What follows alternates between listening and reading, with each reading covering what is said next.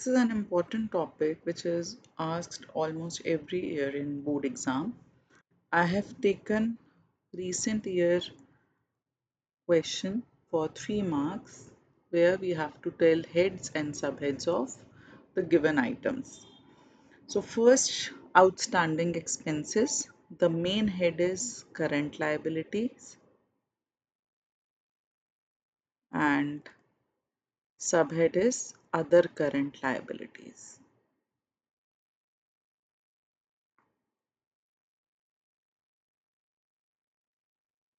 Work in progress, main head is current assets and subhead is inventory. Capital advances, main head is non-current assets and subhead is long-term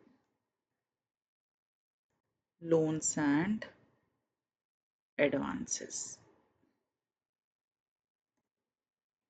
I'm also attaching a link in the description of previous years commonly asked items for which we have to tell heads and subheads.